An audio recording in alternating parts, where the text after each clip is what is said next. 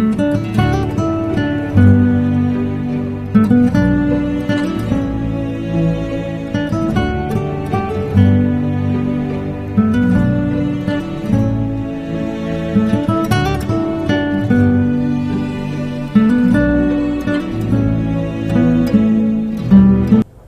dear students, welcome to 11th lecture of Futures Contract. In this lecture, we are going to discuss the relationship between the futures price and expected spot price, relationship between the forward price and the future price, hedging and the types of the hedge. Okay, these are the important contents of this 11th lecture. The relationship between the futures price and expected spot price, the relationship between the forward price and the future price, hedging and the types of the hedge. Okay, let us discuss the first important element is the relationship between futures price and expected spot price. There is a logic. The futures price will converge to spot price by the delivery of the date. And basically here there is three types of the hypotheses are used to measure the relationship between the future price and the expected spot price. As per the principle of the convergence, the future price are equated with your spot price. There is a logic. ഒരു സമയം കഴിയുമ്പോൾ നമ്മുടെ future പ്രൈസുകളെല്ലാം എന്തായിട്ട് മാറും, spot പ്രൈസുകളായിട്ട് മാറും. കാരണം അതാണ് ആ പ്രിൻസിപ്പിൾ ഓഫ് കൺവേർജൻസ് പറയുന്നത്. Okay, as per this element, what are the basic difference, what are the relationship between the futures price and expected spot price? In order to prove the relationship between the futures price and expected spot price, we are using three categories of the hypothesis.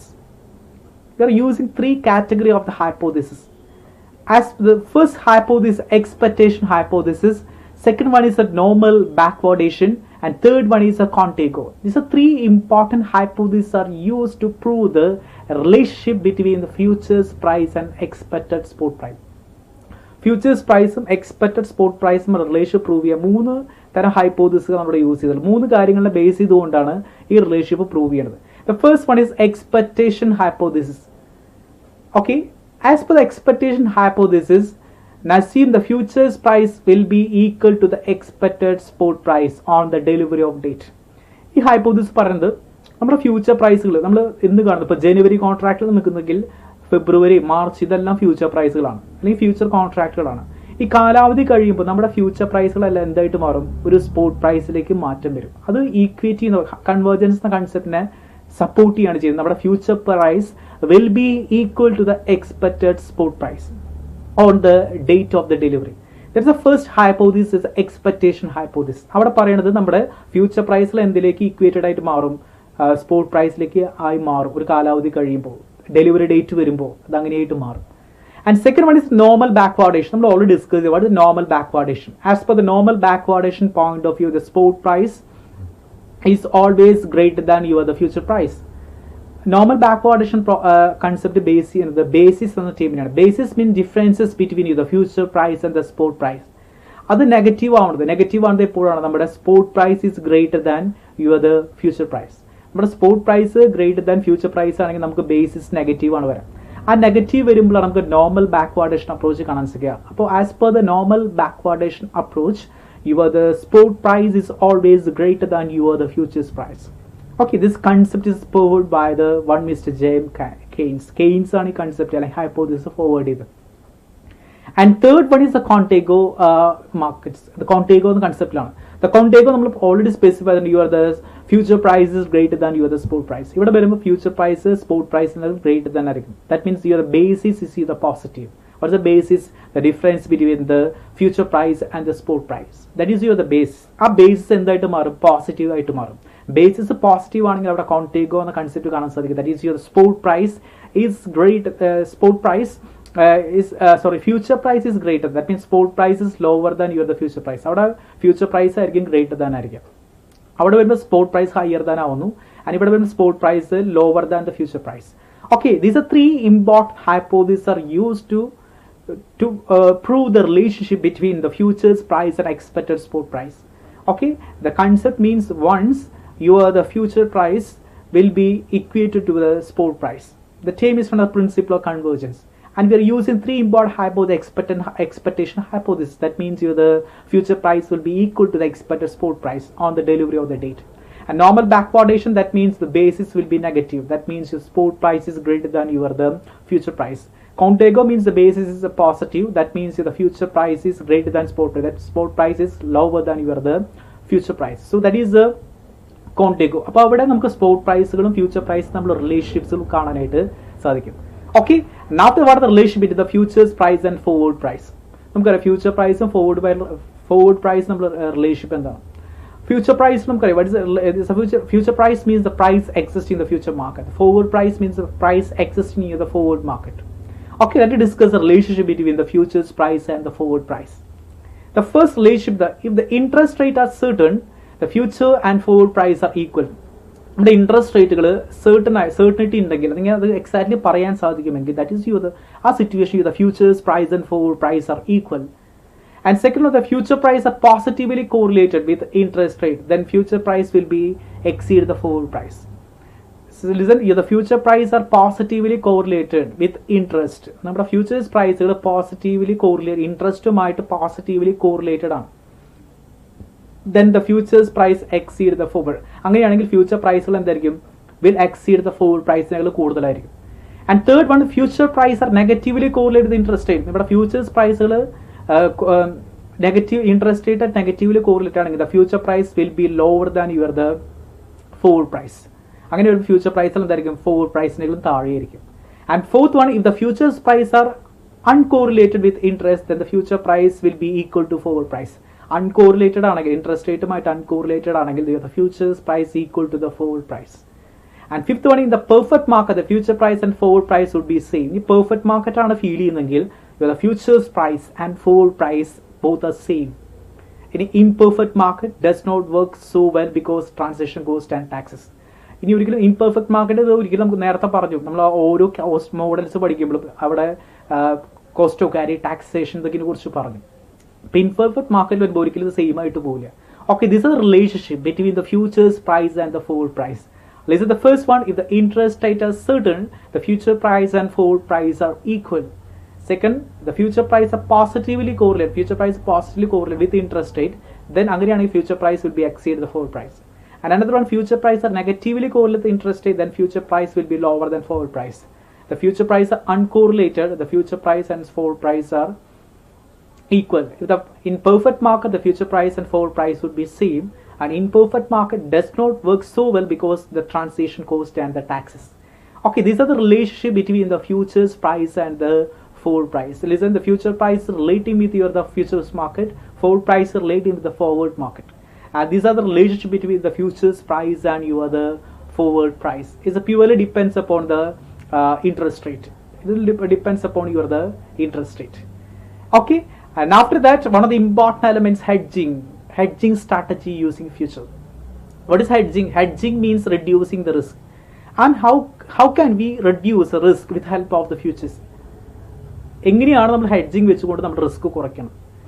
The strategies known as hedging strategies. Hedging strategy using the futures. Listen, when an investor use the futures contract as part of the hedging strategy, ഒരു investor futures use ചെയ്യണം. അയാളുടെ ഏറ്റവും ultimate aim എന്ന് പറയുന്നതായിരിക്കും നമ്മൾ loss കുറയ്ക്കണം. That means that will be experience as a loss due to the unfavourable change. ഒരു hedging എന്ന കൺസെപ്റ്റിലേക്ക് പോകുന്ന വ്യക്തി ഏറ്റവും കൂടുതൽ ഫോക്കസ് ചെയ്യുന്നത് എങ്ങനെയാണ് ലോസ് കുറയ്ക്കുക. ഫ്യൂച്ചേഴ്സ് മാർക്കറ്റിൽ അദ്ദേഹം എൻഗേജ് ചെയ്യണം. അപ്പോൾ ഓട്ടോമാറ്റിക്കലി അദ്ദേഹത്തിന് അറിയാം റിസ്ക് വരാനുള്ള പോസിബിലിറ്റി ഉണ്ട്. അപ്പോൾ അദ്ദേഹം ഡീൽ ചെയ്യുന്ന അണ്ടർലൈങ് അസറ്റിന്റെ റിസ്ക് എങ്ങനെയാണ് കുറയ്ക്കുക. അപ്പോൾ അതിനുവേണ്ടി അത് യൂസ് ചെയ്യുന്ന സ്ട്രാറ്റജിയാണ് that's hedging. Okay, the term is known as hedging, and here the investor use the futures contract as part of the hedging strategy. The goal is reduce the risk or the loss due to the unfavorable change. അപ്പോൾ അദ്ദേഹത്തിന്റെ ഏറ്റവും important strategy എന്ന് പറയുന്നത് തന്നെ risk കുറയ്ക്കലാണ്. Hedging എന്ന് പറഞ്ഞത് basically is for the reducing the risk in your the contract. That means here the future contract, so reduce risk in your the futures contract. This is one of the important intention of the hedging strategy. Let's discuss what are the needs of the hedging in futures. എന്തുകൊണ്ടാണ് hedging വേണമെന്ന് പറയുന്നത് futures കോൺട്രാക്റ്റിൽ? Listen, the first one, hedging provide the means of the traders, investor to mitigate the risk and volatility. That means നമുക്ക് risk കുറയ്ക്കാനും റെഡ്യൂസിന് ഏറ്റവും important ടൂളാണ് that is hedging. The first important need is the traders and the investor to mitigate, that means reducing the market risk and the volatility. That's the first importance of the hedging in the future. And the second one, it minimizes the risk of losses, can reducing the losses. With the help of the hedging, we can reduce the loss. പലപ്പോഴും നഷ്ടങ്ങൾ കുറയ്ക്കാൻ സാധിക്കും, risk കുറയ്ക്കാൻ, നഷ്ടങ്ങൾ കുറയ്ക്കാം. And third one is hedging might not prevent losses, but it can considerably reduce the effect in negative impact. അതിൻ്റെ hedging എന്ന് പറഞ്ഞാൽ മൊത്തമായിട്ട് നമ്മുടെ നഷ്ടം കുറയ്ക്കുകയില്ല, പക്ഷെ നമുക്ക് റിസ്ക് റിഡ്യൂസ് ചെയ്യാം. നമുക്ക് ഒരു പരിധി വരെ കുറച്ച് കൊണ്ടുവരാം. മൊത്തമായിട്ട് നമുക്ക് നഷ്ടം കവർ ചെയ്യുന്ന പ്രോസസ് അല്ല ഹെഡ്ജിങ്. നമുക്കൊരു പരിധി വരെ നമ്മുടെ റിസ്ക് കുറയ്ക്കാൻ സാധിക്കും. ദാറ്റ്സ് എ നെഗറ്റീവ് ഇമ്പാക്റ്റുകൾ കുറയ്ക്കാൻ സാധിക്കും. That's one of the importance of the hedging. And fourth one, hedging increase the liquidity as facilitate the investor to invest the various asset classes. Hedging increase the liquidity ഏറ്റവും കൂടുതൽ നമുക്ക് ensure ചെയ്യാൻ സാധിക്കും. It increase the liquidity as it facilitate investor to invest in the various asset classes. And the fifth one, the hedging require the lower margin outlay, thereby offer the flexible price mechanism. Hedging require only low margin, കുറച്ച് കാര്യങ്ങൾ വെച്ചുകൊണ്ട് മാത്രമല്ല, കുറച്ച് margin വെച്ചുകൊണ്ട് മാത്രം hedging ചെയ്യാം. അതുകൊണ്ട് flexible pricing അവിടെ പോസിബിൾ ആണ്. Okay, this is the importance need for the hedging in future. അതുകൊണ്ട് റിസ്ക് റിഡ്യൂസിനാണ്. ഫ്യൂച്ചേഴ്സ് എന്ന് പറഞ്ഞാൽ ഏറ്റവും high risk and high return ആണ്.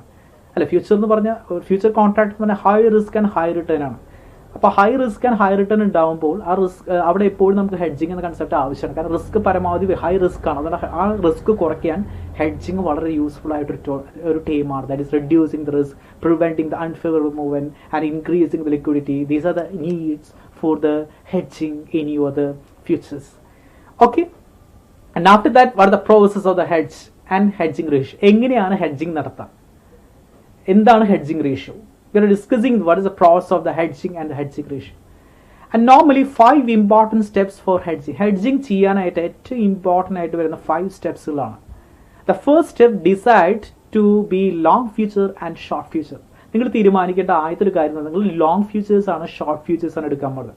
ലോങ് ഫ്യൂച്ചേഴ്സ് ആണ് ഡിപ്പെൻഡ്. എപ്പോഴും ലോങ് ഫ്യൂച്ചർ എടുക്കാം, മാർക്കറ്റ് കൂടിക്കൊണ്ടിരുന്ന ലോങ് പൊസിഷൻസ് എടുക്കും. That's A long future. Market താഴെ പോയിക്കൊണ്ടിരുന്ന ഷോർട്ട് ഫ്യൂച്ചേഴ്സ് എടുക്കുക. ദാറ്റ് മീൻസ് സെൽ, മാർക്കറ്റ് താഴെ പോകുന്ന തോന്നുകഴിഞ്ഞാൽ നമ്മൾ ഷോർട്ട് ഫ്യൂച്ചർ, ഷോർട്ട് പൊസിഷൻ എടുക്കും. മാർക്കറ്റ് നമുക്ക് താഴെ പോകുന്ന ഫീൽ വന്നാൽ, മാർക്കറ്റ് മുകളിലേക്ക് പോകുന്ന ഫീൽ വന്നാൽ we will take the long futures, the long position. Market താഴെ പോകുന്ന പറഞ്ഞാൽ ഷോർട്ട് പൊസിഷൻ എടുക്കും. So first you decide whether long futures short futures. നിങ്ങൾ എടുക്കുന്നത് ലോങ് ആണ് ഷോർട്ട് ആണ് ഡിസൈഡ് ചെയ്യുക. And second, decide the types and nature of the future contract to be used for hedging.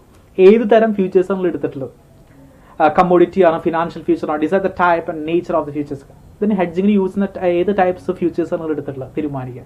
Second one, decide the type and the natures of the futures contract. And third one, select A contract month. നിങ്ങൾ ഏത് മാസത്തെ contract എടുക്കുന്നു അതിൻ്റെ കൂടുതൽ hedging ratio decide ചെയ്യണം. ഏത് മാസം, അല്ല 3 മാസത്തെ കോൺട്രാക്റ്റുകൾ ഫ്യൂച്ചറിൽ കാണാൻ സാധിക്കും. 1 month, 2 months, 3 months. അല്ല, ഏത് മാസത്തെ കോൺട്രാക്റ്റാണ് നിങ്ങൾ എടുക്കാനായിട്ട് പോകുന്നത്. അങ്ങനെയാണെങ്കിൽ അതിൻ്റെ ഹെഡ്ജിങ് റേഷ്യോ എത്രയാണ്, ഹെഡ്ജ് റേഷ്യോ കണ്ടുപിടിക്കണം. Third step is select the contract month and hedge ratio. And fourth one is at an appropriate time one can neutralize the position in the futures market. ഇനി ആ സമയത്തിനനുസരിച്ച് നമുക്കറിയാം margin settlement, margin കൊടുത്തുകൊണ്ട് നമുക്ക് neutralise ചെയ്ത് കൊണ്ടുപോകാനായിട്ട് സാധിക്കും. So appropriate time can neutralise the position in future market. And fifth one is sell or buy the underlying asset. ഫിഫ്ത്തിൽ ചെയ്യേണ്ട ഏറ്റവും ഇമ്പോർട്ടൻറ്റ് എലമെന്റ് പറഞ്ഞാൽ the sell or the buy the underlying asset. നമ്മൾ അവസാനം നമ്മൾ ബൈ ചെയ്ത element ആണെങ്കിൽ cell ചെയ്യും, സെല് ചെയ്ത എലമെന്റ് ആണെങ്കിൽ ബൈ ചെയ്യും. ആ ഒരു എലമെന്റ്, കാരണം ആദ്യം നമ്മൾ വാങ്ങിക്കുകയാണെങ്കിൽ പിന്നെ കാലാവധി കഴിയുമ്പോൾ വിൽക്കേണ്ടി വരും. ആദ്യം നിങ്ങൾ വിറ്റിട്ടുള്ളതാണെങ്കിൽ കാലാവധി കഴിയുമ്പോൾ വാങ്ങിക്കേണ്ടി വരും. So sell or the buy the underlying asset. Okay, these are 5 important steps used for the hedging. First one, decide whether to be long futures or the short futures. നമുക്ക് ലോങ് വേണോ ഷോർട്ട് വേണം. And second one, decide the type and nature of the futures. And third one, selecting the contract method. 3 മാസത്തെ contract, first month, second month, 3 months, അല്ലെങ്കിൽ ഏത് മാസത്തെ contract ആണ് decide ചെയ്യാം. And decide the hedge ratio. And fourth one is an appropriate time can neutralize the position. ആ time decide ചെയ്യാം. Last step is sell or the buy of underlying assets, because these are the important steps regarding the hedging or the hedging through the future. ഇങ്ങനെയാണ് hedge ചെയ്യേണ്ടത്. ഈ ഹെഡ്ജിങ്ങിലെ ഏറ്റവും important element ആണ് hedge ratio. Hedge ratio ആണ് hedging ചെയ്യുമ്പോൾ ഏറ്റവും, ഈ ratio തെറ്റിക്കഴിഞ്ഞാൽ നമുക്ക് ഓട്ടോമാറ്റിക്കലി ഹെഡ്ജിങ്ങിൽ നമുക്ക് ഒരുപാട് മിസ്റ്റേക്സ് വരാം.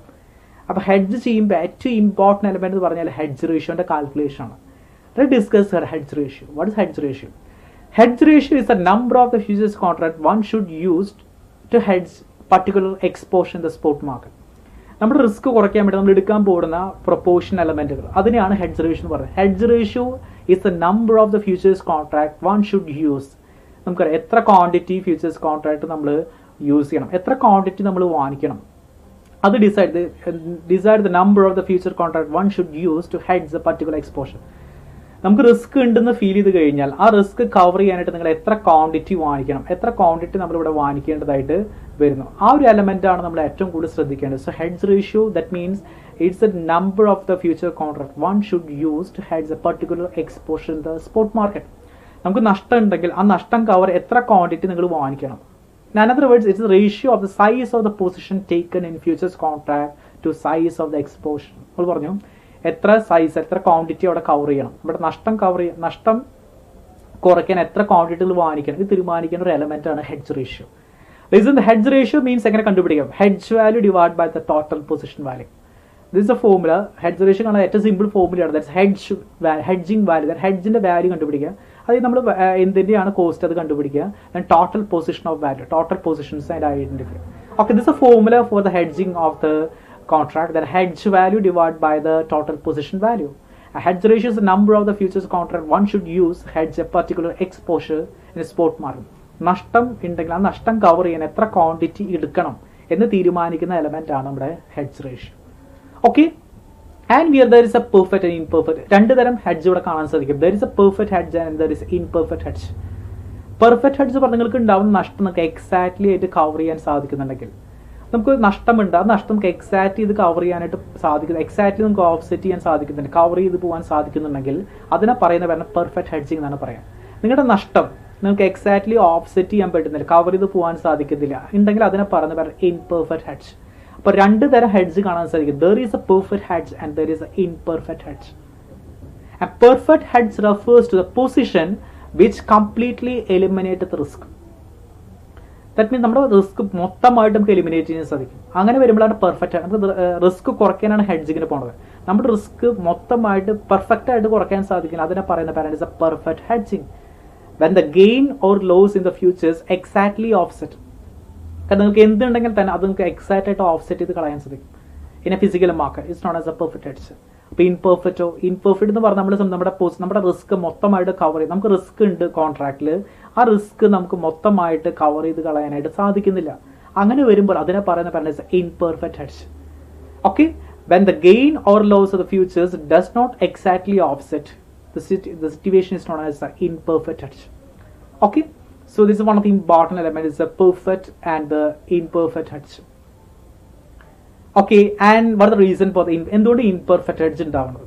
നമുക്കറിയാം ഇംപെർഫെക്റ്റ് നമുക്ക് ഒരിക്കലും നമ്മുടെ നഷ്ടം മൊത്തമായിട്ട് കവർ ചെയ്യാൻ സാധിക്കത്തില്ല. അങ്ങനെയാണ് ഇംപെർഫെക്റ്റ് ഹെഡ്ജ് ആണ്.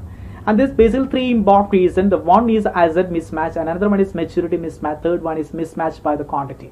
ഈ മൂന്ന് മിസ്മാച്ചസ് കൊണ്ടാണ് ശരിക്കും നമ്മുടെ ഇംപെർഫെക്റ്റ് ഹെഡ്ജ് സംഭവിക്കുന്നത്. First, asset mismatch. That means until here this situation arises, the firm wish to hedge against a particular underlying asset, but no futures contract or similar specification regarding the asset are available. നമുക്കറിയാം ഏതൊരു കോൺട്രാക്റ്റിനും hedge ചെയ്യണമെങ്കിൽ വേണ്ടി underline asset available ആണ്. പക്ഷേ exact ആയിട്ട് underline asset കിട്ടാത്ത situation വരാം. But no futures contract similar specification regarding asset. അതുമാതിരി സിമിലർ ആയിട്ട് സ്പെസിഫിക്കേഷൻ കിട്ടും. അപ്പോൾ ഗോൾഡിന്റെ റിസ്ക് കുറയ്ക്കണമെങ്കിൽ ഗോൾഡ് തന്നെ വേണം, ഗോൾഡിന് പകരം സിൽവർ യൂസ് ചെയ്യാൻ പറ്റില്ല. അപ്പോൾ ചില അസറ്റുകൾക്ക് അതിന്റെ എക്സാക്റ്റ് ആയിട്ട് വരുന്ന സ്പെസിഫിക്കേഷൻ കിട്ടാത്ത സിറ്റുവേഷൻസ് വരും. അപ്പോൾ അസറ്റ് അവൈലബിൾ അല്ലെങ്കിൽ അപ്പോൾ അവിടെ മിസ് മാച്ച് വരാം. അപ്പോൾ ഇംപെർഫെക്റ്റ് ഹെഡ്ജിന് പോസിബിലിറ്റീസ് ഉണ്ട്. And second is maturity. That is another important maturity miss match. ഇത് എക്സാക്ട് മാച്ചിങ് പീരീഡ്. കാരണം പറയാം റിസ്ക് കവർ ചെയ്യാനായിട്ട് നമുക്ക് 1 month 2 month 3 month കോൺട്രാക്ട് ആണ് യൂസ് ചെയ്യുക. എക്സാക്ട് മാച്ചിങ് പീരീഡ് നമുക്ക് ഒരിക്കലും കിട്ടുന്നില്ലെങ്കിൽ അവിടെ മെച്യൂരിറ്റി കാലാവധിയുടെ പ്രോബ്ലംസ് വരിക, കാലാവധി മിസ് മാച്ച് സംഭവിക്കാനുള്ള ചാൻസ് ഉണ്ട്. The standards with respect delivery date നമുക്ക് മിസ് മാച്ചസ് വരുന്നു. And third one is mismatches by quantity. നമുക്കറിയാം എത്ര ക്വാണ്ടിറ്റി എടുക്കണം, റിസ്ക് കവർ ചെയ്യാനായിട്ട് നമ്മൾ എത്ര ക്വാണ്ടിറ്റി വാങ്ങിക്കണം. അതായത് നമ്മളെപ്പോഴും ഒരു പർട്ടിക്കുലർ ക്വാണ്ടിറ്റി വെച്ചുകൊണ്ടാണ് ഒരു അസറ്റ് വാങ്ങിക്കുക. അപ്പോൾ ഇവിടെ നമുക്ക് പല സമയത്തും നമുക്ക് ക്വാണ്ടിറ്റീനെ എക്സാക്ട് ചെയ്ത് കളയാൻ സാധിക്കില്ല. അല്ലെങ്കിൽ നമുക്ക് റിസ്ക് കവർ ചെയ്യണമെങ്കിൽ നമ്മൾ കുറച്ച് ക്വാണ്ടിറ്റി എടുത്തുകൊണ്ടല്ലേ റിസ്ക് കവർ ചെയ്യാൻ സാധിക്കുള്ളൂ. ആ ക്വാണ്ടിറ്റി എത്രയാണ് ഫിക്സ് ചെയ്യാനായിട്ട് സാധിക്കുന്നില്ല. അപ്പം അങ്ങനെ വരുമ്പോൾ നമുക്ക് എന്ത് വരാം? ദർ ഇസ് ഇംപെർഫെക്റ്റ് ഹെഡ്ജ് വരാം. Okay, this is a reason for the imperfect hedge. First one, there is a mismatches in the asset. Second one is maturity mismatch, and third one is mismatches by quantity. Quantity വരുന്ന mismatches, asset വരുന്ന mismatch, maturity വരുന്ന mismatch. These are the reason for the imperfect hedge. Okay, and after that what are the hedge features and types are. ഇപ്പം ഇനി imperfect hedge വന്നു. ഇനി imperfect hedge വന്നാൽ അതിനെങ്ങനെ perfect ആക്കാൻ പറ്റും? Hedge can be perfect hedge through the following types. കാരണം ഒരു നമുക്കറിയാം ഇൻപെർഫെക്റ്റ് ഹെഡ്ജിന്റെ possibility, these are the reason for the ഈ റീസണോടാണ് ഇൻപെർഫെക്റ്റ് ഹെഡ്ജ് സംഭവിക്കുന്നത്. ഈ ഇൻപെർഫെക്റ്റ് ഹെഡ്ജ് വന്നാൽ തന്നെ പെർഫെക്റ്റ് ആക്കാൻ സാധിക്കും. We can use A delta hedge, cross hedge and the delta cross hedge. 3 തരം ഹെഡ്ജ് യൂസ് ചെയ്യാം. ഡെൽറ്റ ഹെഡ്ജ് നമുക്കറിയാം മെച്യൂരിറ്റിക്കാണ് പ്രോബ്ലം വരും, മെച്യൂരിറ്റിയിലാണ് പ്രോബ്ലം. മെച്യൂരിറ്റി നമുക്ക് കറക്റ്റ് ചെയ്യാമെങ്കിൽ നമുക്ക് ഡെൽറ്റ ഹെഡ്ജ് യൂസ് ചെയ്യാം. കാരണം നമുക്ക് ഡെൽറ്റ ഹെഡ്ജ് യൂസ് ചെയ്യുന്ന മെച്യൂരിറ്റിയിൽ വരുന്ന മിസ്മാച്ചസ് കൺട്രോൾ ചെയ്യാൻ സാധിക്കും. ഇനി നമുക്കറിയാം ക്വാണ്ടിറ്റിയുമാണ് മിസ്മാച്ച്, സൈസ് ആണ് ക്വാണ്ടിറ്റി, ദെൻ സൈസിയുമാണ് മിസ്മാച്ച് വരെ ക്രോസ് ഹെഡ്ജ് യൂസ് ചെയ്യാം. When the maturity matches but the size of the feature does not matches, the hedge can be perfect to the cross hedge. നമുക്ക് maturity കുഴപ്പമില്ല, സൈസിനാണ് problem വരുന്നതെങ്കിൽ അത് correct ചെയ്യാൻ cross hedge use ചെയ്യാം. മെച്യൂരിറ്റിക്ക് മാത്രമാണ് problem എങ്കിൽ delta hedge use ചെയ്യാം. Maturity കുഴപ്പമില്ല പക്ഷേ സൈസിനെയാണ് പ്രോബ്ലം എങ്കിൽ ക്രോസ് ഹെഡ്ജ് യൂസ് ചെയ്യാം. And third one delta cross hedge. അവിടെ മെച്യൂരിറ്റിയും സൈസും പ്രോബ്ലം ഉണ്ട്. മെച്യൂരിറ്റിയുടെ പ്രോബ്ലം, കാലാവധിക്ക് വരുന്ന പ്രോബ്ലംസ് ഉണ്ട്, സൈസ് അതിൻ്റെ നമ്പേഴ്സിനും പ്രോബ്ലംസ് ഉണ്ട്. ദാറ്റ് മീൻസ് മാച്ചിങ് പീരീഡ് മാത്രമല്ല അതിൻ്റെ സൈസ് ക്വാണ്ടിറ്റിക്കും പ്രോബ്ലം ഉണ്ട്. രണ്ടിനും പ്രോബ്ലം വരുന്നെങ്കിൽ നമുക്ക് യൂസ് ചെയ്യുന്ന തരം ഡെൽറ്റ ക്രോസ് ഹെഡ്ജ്. അപ്പോൾ ഈ 3 തരം ഹെഡ്ജസ് യൂസ് ചെയ്തുകൊണ്ട് നമുക്ക് എന്ത് ചെയ്യാം? നമ്മുടെ മിസ്മാച്ചസ് ഉണ്ടെങ്കിൽ അതിനെ കറക്റ്റ് ചെയ്യാനായിട്ട് സാധിക്കും. Okay, listen. First one, there is asset mismatch can be corrected with help of your the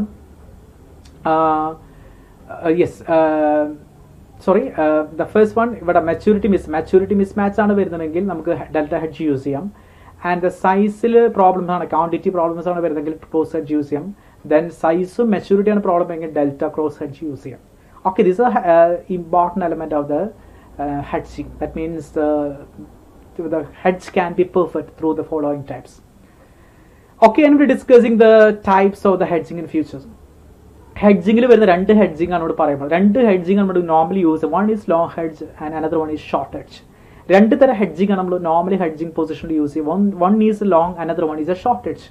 അപ്പോൾ എങ്ങനെയാണ് ലോങ് ഹെഡ്ജും ഷോർട്ട് ഹെഡ്ജും വരുന്ന സിറ്റുവേഷൻസ് വരുന്നത്? ഇതാണ് നമ്മൾ സ്പെസിഫൈ ചെയ്യാനായിട്ട് പോകുന്നത്.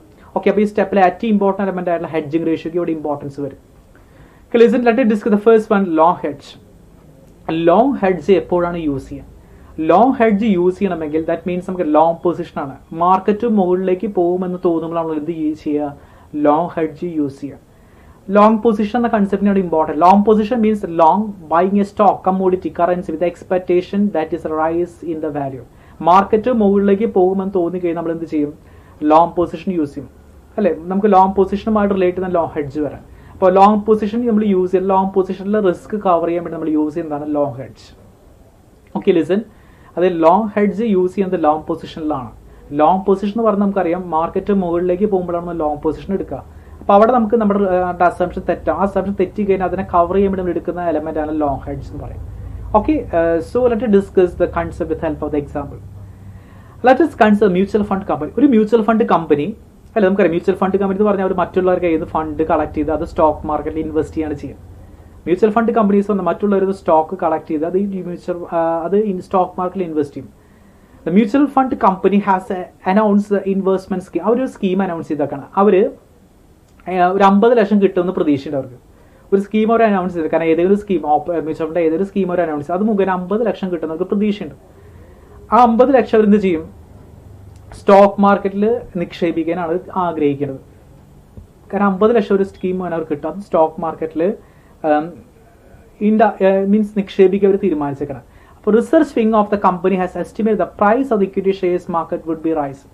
അപ്പോൾ അവരുടെ റിസർച്ച് വിങ് ഐഡന്റിഫൈ ചെയ്ത് ഭാവിയിൽ മാർക്കറ്റ് മുകളിലേക്ക് പോകാം, ഇക്വിറ്റി ഷെയർസിന്റെ പ്രൈസൊക്കെ മുകളിൽ പോകും. കാരണം നമുക്കിത് കിട്ടിക്കഴിഞ്ഞിട്ട് വേണം ഇവിടെ ഇൻവെസ്റ്റ് ചെയ്യാൻ, സ്റ്റോക്ക് മാർക്കറ്റിൽ ഇൻവെസ്റ്റ് ചെയ്യാൻ. അപ്പോൾ ഈ സ്റ്റോക്ക് മാർക്കറ്റ് മുകളിലേക്ക് പോകാനുള്ള ചാൻസ് ഉണ്ട്. അപ്പം അങ്ങനെ വരും. നമുക്കറിയാം മാർക്കറ്റ് മുകളിലേക്ക് പോകാൻ ചാൻസ് നമ്മൾ എന്ത് ചെയ്യും? എപ്പോഴും ലോങ് പൊസിഷനാണ് യൂസ് ചെയ്യുക. Okay, the mutual fund does face risk having to buy the shares from the market at higher price. അല്ലേ നമുക്ക് അവർ റിസർച്ച് വിങ് മനസ്സിലാക്കി നമുക്ക് 50 ലക്ഷം കിട്ടും എന്ന് ചാൻസ് ഉണ്ട്. പക്ഷേ 50 ലക്ഷം കിട്ടിയിട്ട് അത് ഇൻവെസ്റ്റ് ചെയ്യുന്ന സമയത്ത് എന്താണ്, നമ്മുടെ മാർക്കറ്റ് മുകളിലേക്ക് പോയി കഴിഞ്ഞാൽ നമുക്ക് വിചാരിച്ച ഷെയറിൽ മൊത്തമായിട്ട് ഇൻവെസ്റ്റ് ചെയ്യാൻ പറ്റില്ല. കാരണം ഷെയർ പ്രൈസ് മുകളിലേക്ക് പോകാം. കാരണം ഒരു മ്യൂച്വൽ ഫണ്ട് കമ്പനി ആഗ്രഹിക്കുന്നത് ഫണ്ട് കളക്ട് ചെയ്ത ഫണ്ട് എവിടെ സ്റ്റോക്ക് മാർക്കറ്റിൽ ഇൻവെസ്റ്റ് ചെയ്യാനാണ് ആഗ്രഹിക്കുന്നത്. പക്ഷെ അവിടുത്തെ റിസർച്ചിങ് ഐഡന്റിഫൈ ചെയ്ത് ഭാവിയിൽ സ്റ്റോക്ക് മാർക്കറ്റ് മുകളിലേക്ക് പോകാനുള്ള ചാൻസ് ഉണ്ട്, അപ്പോൾ നമുക്ക് കിട്ടിയ ഫണ്ട് കൊണ്ട് നമ്മൾ ആഗ്രഹിക്കുന്ന ഷെയർസ് വാങ്ങിക്കാനായിട്ട് സാധിക്കില്ല. There is A risk. അപ്പോൾ റിസ്ക് വരുന്നുണ്ട്. കാരണം സ്റ്റോക്ക് മാർക്കറ്റ് മുകളിലേക്ക് പോയി കഴിഞ്ഞാൽ ഇപ്പോൾ ഉണ്ടാകുന്ന പ്രൈസിനേക്കാളും കൂടുതൽ പ്രൈസിന് മാത്രമേ ഷെയർസ് വാങ്ങിക്കാൻ പറ്റുള്ളൂ. അപ്പോൾ അങ്ങനെ വരുമ്പോൾ there is a mutual fund does face risk having the buy of the shares from the market higher price. അപ്പോൾ അവർക്കറിയാം കൂടുതൽ പ്രൈസിന് എന്ത് ചെയ്യേണ്ടി വരും, മാർക്കറ്റിൽ നിന്ന് നമ്മൾ വാങ്ങിക്കേണ്ടി വരും. ആ ഒരു റിസ്ക് ഒരു മനസ്സിലാക്കണം. So the company decide to take index future. അപ്പോൾ നമുക്കറിയാം ഷെയറിലാണ് അവർ ചെയ്യുന്നത്. അപ്പോൾ ഷെയറിന്റെ റിസ്ക് റെഡ്യൂസ് അവർ ഇൻഡെക്സ് ഫ്യൂച്ചേഴ്സ് എടുക്കാൻ തീരുമാനിക്കുകയാണ് by taking the long position. കാരണം ലോങ് പൊസിഷൻ ആണ് എടുക്കുന്നത്. ലോങ് പൊസിഷൻ എടുക്കാൻ കാരണം മാർക്കറ്റ് മുകളിലേക്ക് പോകുന്ന ഒരു അസംഷൻ ഉള്ളതുകൊണ്ട് ലോങ് പൊസിഷൻ എടുക്കണം. That's buying in index. അതിനർത്ഥം ലോങ് പൊസിഷൻ എടുത്തു കഴിഞ്ഞാൽ ഇൻഡെക്സ് ഇപ്പോൾ വാങ്ങിച്ചു വെക്കും. പിന്നെ അത് ഹെഡ്ജ് റിസ്ക് ചെയ്യാം. Let assume the Nifty futures current stand 2000. അപ്പോൾ നമ്മൾ അവിടെ പറഞ്ഞ് നമുക്ക് അസ്യൂം ചെയ്യാം ഇപ്പം നമ്മുടെ നിഫ്റ്റി ഇപ്പം നിൽക്കുന്നത് 2000 പോയിന്റിലാണ് നിൽക്കുന്നത്. അപ്പം എന്താണ് ലോങ് പൊസിഷൻ എടുക്കാൻ പോകുന്നത്? ലോങ് പൊസിഷൻ എടുക്കാൻ പറഞ്ഞാൽ നമ്മളിപ്പോൾ മീൻസ് ഇൻഡെക്സ് വാങ്ങിച്ചു വയ്ക്കുകയാണ് ചെയ്യുക. ഇപ്പോൾ 2000 ആണ് ഇപ്പം നിൽക്കുന്ന future index. Nifty future index current stand ചെയ്യുന്നത് 2000 ആണ്. ഓക്കെ, അപ്പോൾ ഇതാണ് ഇപ്പോഴത്തെ സിറ്റുവേഷൻസ്. ശ്രദ്ധിക്കുക, വൺസ് അഗെയിൻ ഒരു മ്യൂച്വൽ ഫണ്ട് കമ്പനി ഒരു സ്കീം മുഖേന കുറച്ച് പൈസ കളക്ട് ചെയ്യാൻ ആഗ്രഹിക്കും. അവർ എക്സ്പെക്ട് ചെയ്യുന്ന 50 ലക്ഷം കിട്ടുന്നതാണ്. കിട്ടിയ പൈസ ഒരു സ്റ്റോക്ക് മാർക്കറ്റിൽ ഇൻവെസ്റ്റ് ചെയ്യാനാണ് ആഗ്രഹിക്കുന്നത്. സ്റ്റോക്ക് മാർക്കറ്റിൽ ഇൻവെസ്റ്റ് ചെയ്യുമ്പോൾ നമുക്കറിയാം ആ പൈസ ആ സ്റ്റോക്ക് മാർക്കറ്റിൽ കൊടുക്കും, മീൻസ് ഷെയറിൽ ഇൻവെസ്റ്റ് ചെയ്യുന്ന തുല്യമാണ്. പക്ഷെ അപ്പോൾ ആ സമയത്ത് റിസർച്ചിങ് ഐഡന്റിഫൈ ചെയ്ത് ഭാവിയിൽ സ്റ്റോക്ക് മാർക്കറ്റ് ഇൻക്രീസ് ചെയ്യാം. അപ്പം നമ്മൾ ആഗ്രഹിക്കുന്ന പ്രൈസിന് അതിൽ ഇൻവെസ്റ്റ് ചെയ്യാൻ സാധിക്കില്ല. അങ്ങനെ വരുമ്പോൾ റിസ്ക് ഉണ്ട്. കാരണം ചിലപ്പോൾ നമ്മൾ ആഗ്രഹിക്കുന്ന പ്രൈസിനല്ല ഇൻവെസ്റ്റ് ചെയ്യുമ്പോൾ അതിനേക്കാളും കൂടുതൽ പ്രൈസ് നമ്മൾ ഇൻവെസ്റ്റ് ചെയ്യേണ്ടതായിട്ട് വരും. അപ്പോൾ കയ്യിലത്തെ പൈസ വെച്ചിട്ട് കുറച്ച് ഷെയർ വാങ്ങിക്കാൻ പറ്റുള്ളൂ. അപ്പോൾ അങ്ങനത്തെ സിറ്റുവേഷൻ വന്നു കഴിഞ്ഞു. അപ്പോൾ നമുക്കറിയാം നമുക്ക് എങ്ങനെ കവർ ചെയ്യാം. റിസ്ക് എങ്ങനെ കവർ ചെയ്യാനായിട്ട് സാധിക്കും. അപ്പോൾ അത് കവർ ചെയ്യാനായിട്ട് അവിടെ ചെയ്യണത് ആ ഇൻവെസ്റ്റിംഗ് ടീം തീരുമാനിച്ച് നമുക്ക് ലോങ് ഫ്യൂച്ചേഴ്സ് എടുക്കാം. ലോങ് ഫ്യൂച്ചേഴ്സ് എടുത്തു കഴിഞ്ഞാൽ നമുക്കറിയാം മാർക്കറ്റ് മുകളിൽ പോയി കഴിഞ്ഞാൽ നമുക്ക് ആ പൊസിഷൻ യൂട്ടിലൈസ് ചെയ്യാൻ പറ്റും. അപ്പോൾ അവർ തീരുമാനിച്ച് ലോങ് പൊസിഷൻ എടുക്കാം. ബൈ ഇൻഡെക്സ് ഫ്യൂച്ചേഴ്സ് വാങ്ങിക്കും. മാർക്കറ്റിൽ ഇൻഡെക്സ് ഫ്യൂച്ചർ വാങ്ങിക്കാനായിട്ട് അവർ തീരുമാനിക്കണം. Let us assume the Nifty index. കാരണം അവരിപ്പോൾ നിഫ്റ്റി ഇൻഡെക്സിലേക്ക് പോവാണ്. നിഫ്റ്റി ഇൻഡെക്സ് 2000 നിൽക്കുന്നത്. അപ്പോൾ ഇനി നമ്മൾ ചെയ്യാൻ പോണത് അതിൻ്റെ ഹെഡ്ജ് റേഷ്യോക്കാണ് ഇമ്പോർട്ടൻസ്. ഹെഡ്ജ് റേഷ്യോ ആണ് ഏറ്റവും ഇമ്പോർട്ടൻ്റ് അല്ല. ഹെഡ്ജിങ് റേഷ്യോ എത്ര ക്വാണ്ടിറ്റി എടുത്തു കഴിഞ്ഞാൽ റിസ്ക് കവർ ചെയ്യാൻ പറ്റും. Hedge ratio hedge value divide by total position value എന്നാണ് പറയുക. Okay, let's see the long hedge future. There is hedge ratio. Hedge ratio means hedge value divided by total position value എന്നാണ് പറയുക. Therefore the company must calculate the hedge ratio. കാരണം എത്ര quantity എടുത്തു കഴിഞ്ഞാൽ അവർ risk cover ചെയ്യാൻ പറ്റും അത് അവർ കണ്ടുപിടിക്കണം. അല്ലെ, ഇത് നമുക്ക് റിസ്ക് ഉണ്ടാവുമെന്ന് മനസ്സിലായി. അപ്പോൾ റിസ്ക് കവർ ചെയ്യാൻ എത്ര ക്വാണ്ടിറ്റി എടുക്കണം. ഹെഡ്ജ് വാല്യൂ മീൻസ് 50 ലക്ഷമാണ് അവർ ഹെഡ്ജ് ചെയ്യാൻ ആഗ്രഹിക്കുന്ന hedge value is 50 lakh divide by the total position value. That means Nifty index ആണ് ഡിപ്പെൻഡ് ചെയ്യുന്നത്. അപ്പോൾ നിഫ്റ്റി ഇൻഡെക്സ് നിൽക്കുന്നത് 2000 ആണ്. ഓക്കെ, 50 ലക്ഷം ഡിവൈഡ് ബൈ 2000 2500 2500 ക്വാണ്ടിറ്റി എടുത്തു കഴിഞ്ഞാൽ അവരുടെ നഷ്ടം കവർ ചെയ്യാനായിട്ട് സാധിക്കും.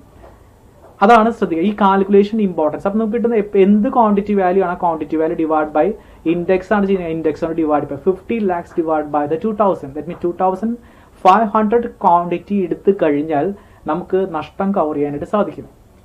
അപ്പോൾ എന്ത് ചെയ്തു, ലോങ് പൊസിഷൻ ആണ് ബൈയിങ് ഇൻഡെക്സ് വെച്ച് വാങ്ങിക്കണം. 2000 വാങ്ങിച്ചു, 2000 വാങ്ങിച്ചു വെച്ചേക്കാണ്. ദെൻ എത്ര ക്വാണ്ടിറ്റി 2500 ക്വാണ്ടിറ്റി എത്ര 2000 എതിരെ വാങ്ങിച്ചു. 2000 ക്വാണ്ടിറ്റി 2500 ക്വാണ്ടിറ്റി 2000 വാങ്ങിച്ചു വെച്ചേക്കണം. Okay, so the company decide to take the index future to avoid the risk by taking the long position. That means buying index futures company hedges അല്ലെ. ഇവിടെ index future വാങ്ങിച്ചേക്കണം. അപ്പോൾ index future നിൽക്കുന്നത് 2000 നമ്മൾ വാങ്ങിച്ചു. എത്ര quantity 2500 quantity വാങ്ങിക്കുകയാണ്. Okay, ഇനി നമ്മുടെ expectation market മുകളിലേക്ക് പോകുന്നതായിരുന്നു. ഓക്കെ, ലോങ് ഹെഡ്ജ് എന്ന് പറഞ്ഞാൽ നമുക്ക് long hedge buying index the expectation it will rise in the value. നമുക്ക് ഇൻഡെക്സ് വാങ്ങിച്ചേക്കണം. അപ്പോൾ നമ്മളിവിടെ ചെയ്തേക്കുന്നത് 2500 ക്വാണ്ടിറ്റി നിഫ്റ്റി ഇൻഡെക്സ് വാങ്ങിച്ചേക്കാം. 2500 ക്വാണ്ടിറ്റി വാങ്ങിച്ചു വെച്ചേക്കാണ്. So the companies buy the 2500 quantity of the Nifty futures at the point 2000 വാങ്ങിച്ചു വെച്ചേക്കാണ്. ലോങ് ഹെഡ്ജ് ആണ് യൂസ് ചെയ്തത്. അപ്പോൾ ലോങ് ഹെഡ്ജ് ചെയ്യുമ്പോൾ നമ്മൾ ആ ക്വാണ്ടിറ്റി ഡിസൈഡ് ചെയ്തും ആ ക്വാണ്ടിറ്റി വാങ്ങിച്ചു വെച്ചു. 2500 ക്വാണ്ടിറ്റി അവിടെ വാങ്ങിച്ചു വെച്ചു. ആഫ്റ്റർ 1 month മാർക്കറ്റ് മുകളിലേക്ക് പോയി അല്ലേ. നമ്മുടെ എക്സ്പെക്ടേഷൻ പറയുന്നത് ഇവരുടെ എക്സ്പെക്ടേഷൻ മാർക്കറ്റ് റൈസ് ചെയ്യാനുള്ള ചാൻസ് ഉണ്ട്. ആഫ്റ്റർ 1 month ഈ മാർക്കറ്റ് മുകളിൽ പോയി നമുക്കറിയാം ഇൻഡെക്സ് മുകളിൽ പോകും. ഇൻഡെക്സ് മുകളിൽ പോകും. Index and after the 1 month market rise 10%, 10% market മുകളിൽ പോയി. Then price of equity shares in the market, നമുക്കറിയാം. അപ്പം അങ്ങനെയാണെങ്കിൽ മാർക്കറ്റ് മുകളിൽ പോയി കഴിഞ്ഞാൽ ഇനി ഭാവിയിൽ ഇവിടുത്തെ ഇക്വിറ്റി ഷെയർസ് നമുക്കറിയാം. ഇവിടെ നമുക്ക് ഇക്വിറ്റി ഷെയർസിലാണ് ഇൻവെസ്റ്റ് ചെയ്യാൻ ആഗ്രഹിക്കുന്ന ഇക്വിറ്റി ഷെയറിന്റെ പ്രൈസ് എന്ത് ചെയ്യാം, മുകളിലേക്ക് പോവാം. The price of the equity shares in the market company decide to invest as part of the mutual fund will rise 10%, അല്ലെ. മാർക്കറ്റ് മുകളിൽ പോകുന്നുണ്ടെങ്കിൽ ഓട്ടോമാറ്റിക്കലി ഇൻഡെക്സ് മുകളിലേക്ക് പോകും. നമ്മൾ ആഗ്രഹിക്കുന്ന ഇൻവെസ്റ്റ് ചെയ്യാൻ ആഗ്രഹിക്കുന്ന ഷെയറുകളെല്ലാം മുകളിലേക്ക് പോവാം. സിമിലർ നിഫ്റ്റി ഇൻഡെക്സ് നമുക്കറിയാം, മാർക്കറ്റിന്റെ ഇൻഡെക്സ് മുകളിൽ പോകും, 10% മുകളിലേക്ക് പോകും. 10% മുകളിൽ വരുന്നതിന്റെ അർത്ഥം അത് 2200 എത്താം. 2000 എന്ന ഇൻഡെക്സ് ഈ മാർക്കറ്റ് മുകളിലേക്ക് പോവുകയാണെങ്കിൽ എവിടേക്ക് എത്താം, 2200 എത്താനുള്ള ചാൻസ് ഉണ്ട്. അപ്പോൾ ശ്രദ്ധിക്കുക, മാർക്കറ്റ് മുകളിൽ പോയി 2200 എത്തിയെങ്കിൽ എന്ത് ബെനിഫിറ്റ് ആണ് അവിടെ കിട്ടാം. അദ്ദേഹം വാങ്ങിച്ച 2500 ക്വാണ്ടിറ്റി എന്താ ചെയ്യുന്നത്, 2000 പോയിന്റ് 2000ന്റെ പോയിന്റ് 2500 ക്വാണ്ടിറ്റി വാങ്ങിച്ചേക്കുന്നത്. Company can now close long position. Market മുകളിൽ പോയി കഴിഞ്ഞാൽ അവർക്ക് ആ പൊസിഷൻ ക്ലോസ് ചെയ്യാം, അല്ലേ. അപ്പോൾ Nifty future by selling 2000 fund quantity 2200 per contract. 2200 ആണ് കോൺട്രാക്ട് വാല്യൂ. വിൽക്കണ് 2200. വാങ്ങിച്ച് എത്രയ്ക്കാണ്, 2000 വാങ്ങിച്ചു, 2200 വിൽക്കാണ്. എത്ര ക്വാണ്ടിറ്റി, 2500 ക്വാണ്ടിറ്റി 2000 വാങ്ങിച്ച് 2200 വിൽക്കാണ്. That means the profit 5 lakhs profit കിട്ടാം. 2500 ഇൻറ്റു 200 പ്രോഫിറ്റ് വരുന്നു. 2500 quantity into 200, that means 5 lakh profit കിട്ടാണ്. കാരണം ഒരു ലോങ് പൊസിഷനാണ് യൂസ്. ലോങ് പൊസിഷൻ മീൻസ് അവർ ഇൻഡെക്സിൽ വാങ്ങിച്ച ഇൻഡെക്സിൽ വാങ്ങിച്ചു വെച്ചേക്കാം, 2000 വാല്യൂസ് വാങ്ങിച്ചു വെച്ചേക്കാണ്. എത്ര ക്വാണ്ടിറ്റി, 2500 ക്വാണ്ടിറ്റി അവിടെ വാങ്ങിച്ചു വെച്ചേക്കാണ്. അപ്പോൾ ബുള്ളിഷാണ്. സോ അവർ വാങ്ങിച്ചു വെച്ച് 2000. അപ്പോൾ ഭാവിയിൽ മാർക്കറ്റ് മുകളിൽ പോയി 10% മാർക്കറ്റ് മുകളിലേക്ക് പോകാന്ന് പറഞ്ഞാൽ അതിന്റെ അർത്ഥം നമ്മുടെ ഇൻഡെക്സുകൾ മാർക്കറ്റ് മുകളിലേക്ക് പോവാം.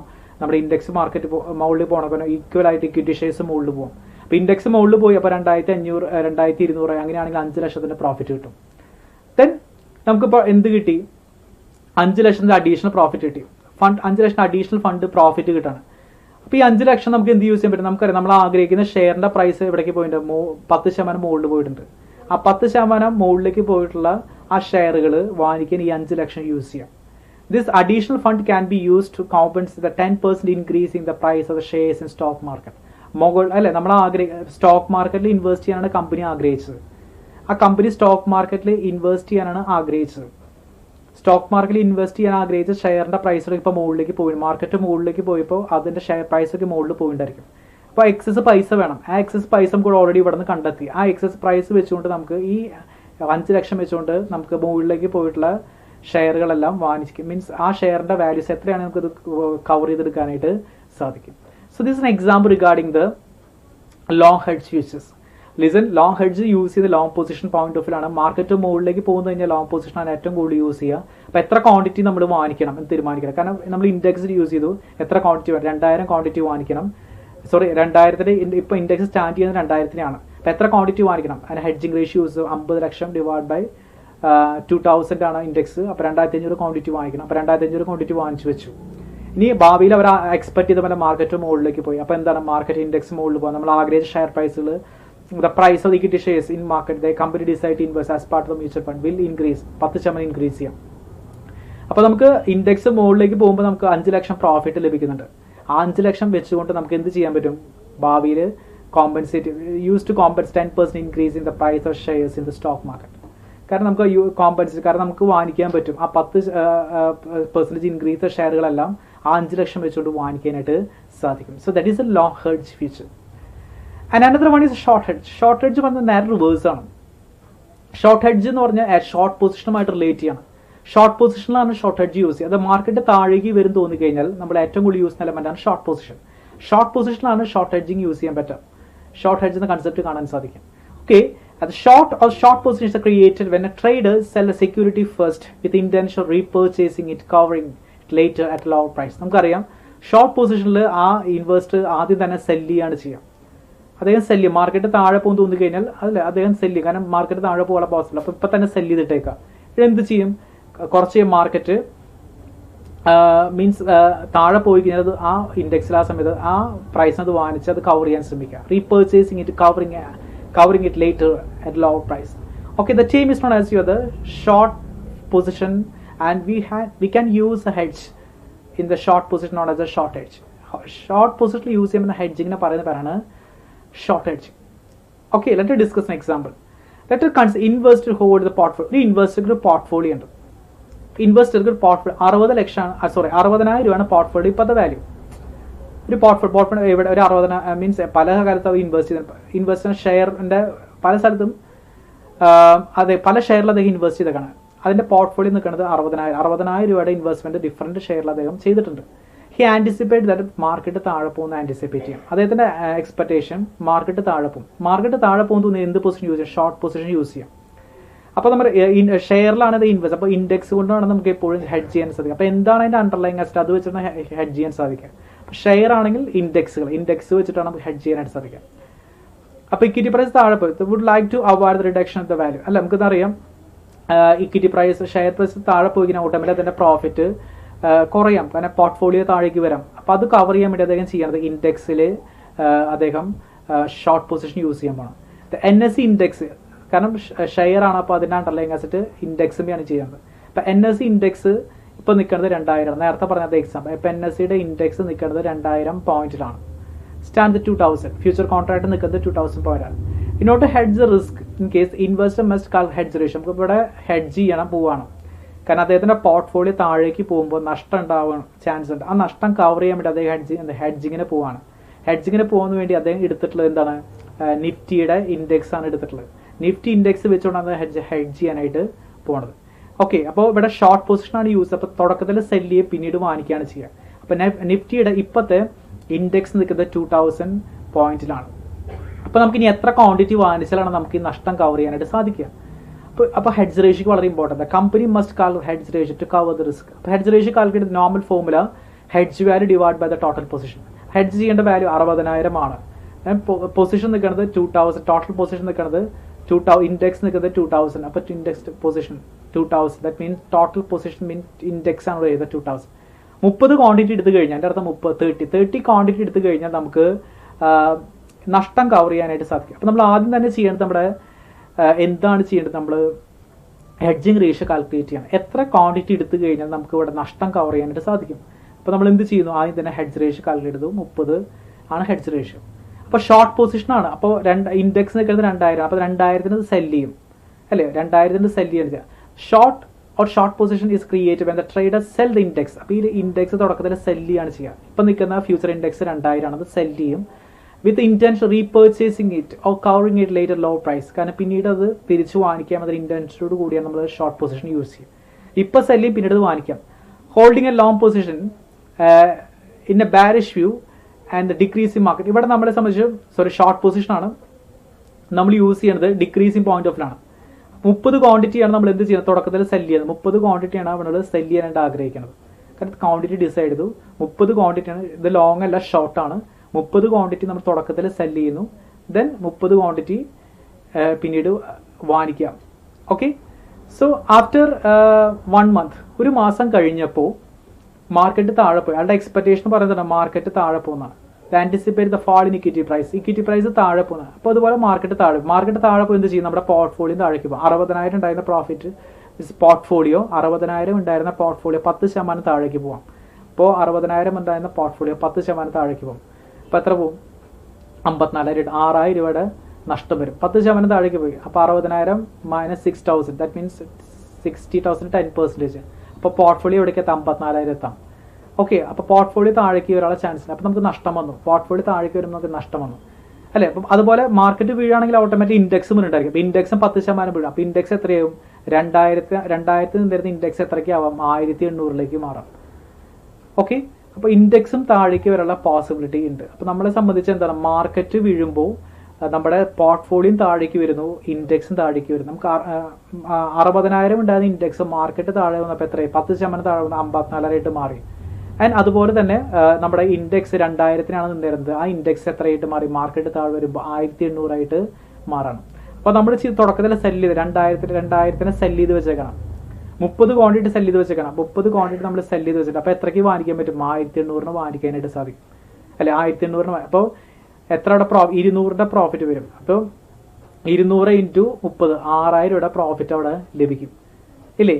The investor can now close position the future contract buying 30 quantity 1,800 per contract. then would receive 6,000 as a profit. അല്ലേ, നമ്മളെ സംബന്ധിച്ച് 2000-ന് വിറ്റ ആ ക്വാണ്ടിറ്റി സ്റ്റോക്ക് എത്രയ്ക്ക് തിരിച്ചു വാങ്ങിക്കുക? 1800 തിരിച്ചു വാങ്ങിക്കുക. അപ്പോൾ 2000-നെയാണ് വിറ്റത്, അപ്പോൾ എത്രയ്ക്കാണ് വാങ്ങിക്കുന്നത്? 1800-നെയാണ് വാങ്ങിക്കുക. അപ്പോൾ അങ്ങനെ വരുമ്പോൾ 200-ന്റെ വ്യത്യാസം വരുന്നത് 200 × 30 6000 രൂപയുടെ ലാഭം അവിടെ നിന്ന് കിട്ടാണ്. എന്തുകൊണ്ട്? ഇൻഡെക്സ് ഫീച്ചർ യൂസ് ചെയ്തുകൊണ്ട് അവൻ 6000 രൂപയുടെ ലാഭം അവിടെ ഉണ്ടാക്കുന്നു. അപ്പോൾ ഇവിടെ നമുക്ക് 6000 നഷ്ടം വന്നു. ആ 6000 നഷ്ടം എന്താണ്? നമുക്ക് ഇവിടെ ഇത് വെച്ചിട്ട് കവർ ചെയ്യാൻ സാധിക്കും. കാരണം ഈ ലാഭം കൊണ്ട് ഇവിടുത്തെ നഷ്ടം നമുക്ക് കവർ ചെയ്യാനായിട്ട് സാധിക്കും. ഓക്കെ, അപ്പോൾ അങ്ങനെ വരുമ്പോൾ നമുക്ക് ഷോർട്ട് ഹെഡ്ജ് കൺസെപ്റ്റ് അപ്ലിക്കബിൾ ആയി. So gain from the index future trading would thus compensate the reduction in the value of the portfolio. നമുക്ക് ഗെയിൻ കിട്ടിയത് 6000 രൂപയുടെ പ്രോഫിറ്റ് കിട്ടി. ഈ 6000 പ്രോഫിറ്റ് വെച്ച് എന്താണ് നമുക്ക് ഇവിടെ ഉണ്ടായ 6000 നഷ്ടം നമുക്ക് കവർ ചെയ്യാനായിട്ട് സാധിക്കണം. The trading in index future has helped investor to hedge the risk. So this is known as the short hedge in future. So this is an example of the short hedge.